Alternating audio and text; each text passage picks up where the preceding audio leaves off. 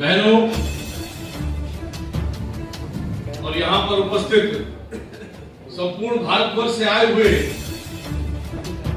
तमामों हमारे साथी जो विभिन्न राजनीतिक दलों से संपर्क रखते हैं, उनका सभी का बहुत बहुत सादर अभिनंदन वंदन करते हुए मैं संजय अग्रवाल, संस्थापक भारतीय स्वदेशी कांग्रेस और अखिल भारतीय व्यापार महासभा महासंघ का राष्ट्रीय अंतर्राष्ट्रीय अध्यक्ष होने के नाते और ये जो मिशन है भारत देश के अंदर गुड गवर्नेंस लाने का, भारत देश के अंदर स्वदेशी स्वराष्ट्र की स्थापना करते हुए प्रत्येक गांव के अंतिम व्यक्ति को आर्थिक दस्ते रोजगार देते हुए आत्मनिर्भर भारत बनाकर खुशहाल भारत बनाने का, और चूंकि सभी लोग टैक्स देते हैं तो सभी को शिक्षा और स्वास्थ्य सुविधा मुफ्त नहीं उनके अधिकार के रूप में मिल पाए, इस संकल्प के साथ में भारतीय स्वदेशी कांग्रेस के संकल्प के साथ में आपका भाई संजय अग्रवाल अपनी बात को शुरू करता है।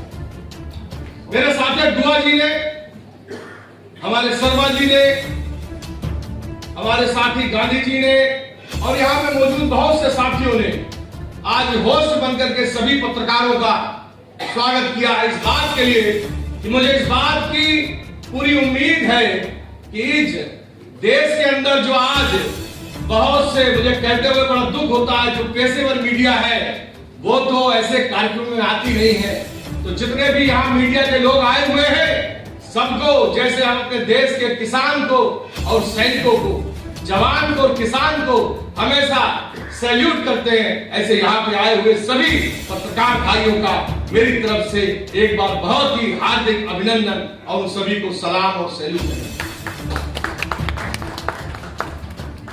साथियों, यहाँ की जो आवाज है आप सबके माध्यम से पूरे देश में जाएगी और आज जो आवश्यकता पड़ी है कि जितने भी छोटे हो चाहे बड़े हो, चाहे पुराने हो चाहे नए हो, जितने भी दल यहां पर आज इकट्ठे हैं, सबका एक ही संकल्प है, किसी भी पार्टी को हटाना या किसी भी पार्टी को लाना, यह विषय तो बहुत छोटा विषय है। हम लोग किसी भी नकारात्मक विषय से नहीं हैं, हम सकारात्मक विषय से हैं और हम ये चाहते हैं कि हमारा देश व्यवस्थित हो, यहां पर गुड गवर्नेंस आए। यहां पर आज देखिए उन्होंने कहा भाई मास्क नहीं लगेगा चालान हो जाएगा, उन्होंने कहा कि गाड़ियों का टैक्स जमा नहीं है तो भी चालान हो जाएगा, और सामने रास्ते में रुक करके कुछ लोग जो सरकार में होते हुए अपराधी काम करते हैं वो रोक करके और वसूली भी कर लेते हैं।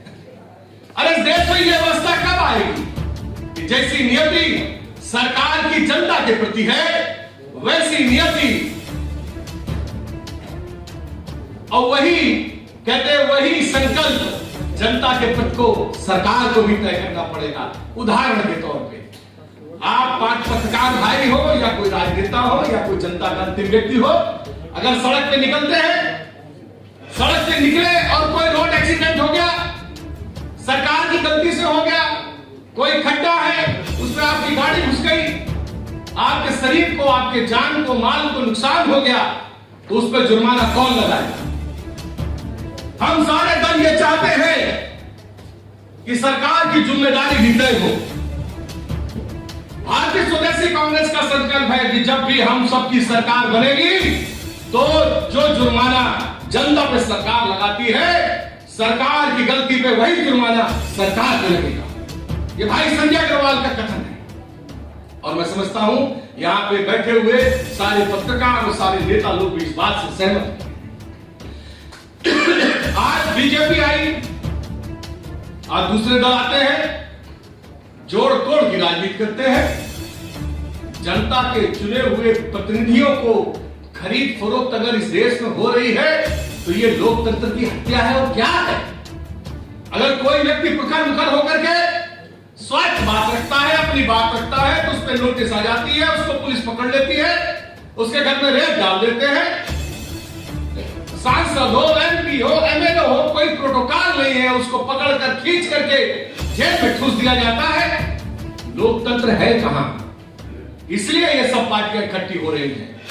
यहां बात जीत और हार की नहीं है, यहाँ कितने लोग, कितनी पार्टी कितना चुनाव लड़ेगी, कितना चुनाव नहीं लड़ेगी, इस बात की बात भी नहीं है। बात है कि देश में जो गरीबी आ गई है, जो हमारा युवा आज आर्थिक से परेशान है, जो हमारे बहन बेटियों के गुल्लक के पैसे थे वो तोड़ करके जो छीन लिए गए हैं, वो परेशानी है।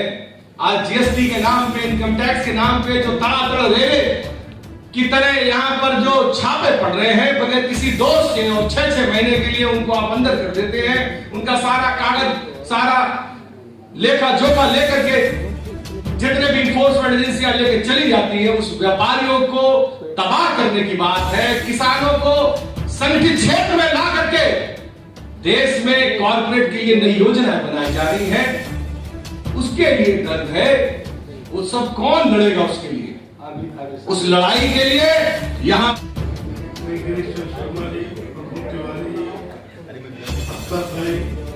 और बोल इंडिया जनता की और बोल इंडिया की मैनेजिंग डायरेक्टर हिंदू पत्रकार बंधु, आज जो है ये जो प्रेस क्लब में जो बैठक हो रही है, जो सम्मेलन चल रहा है, ये अपने आप में ऐतिहासिक बैठक है।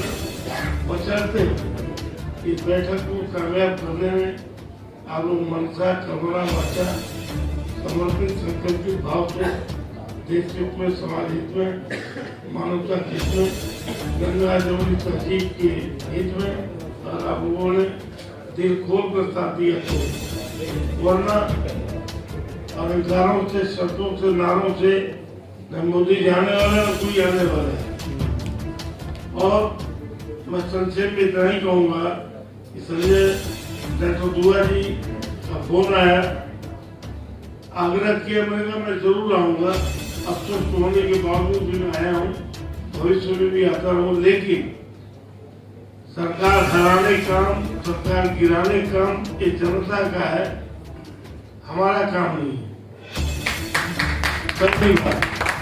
दूसरी बात, मेरे पास राय है, सलाह दूंगा, जो दुआ जी कुछ चुनिंदा लोग आएंगे, मिलेंगे, बैठेंगे, मंत्रणा होगी, इस ताला खोलने की चाबी मेरे पास है।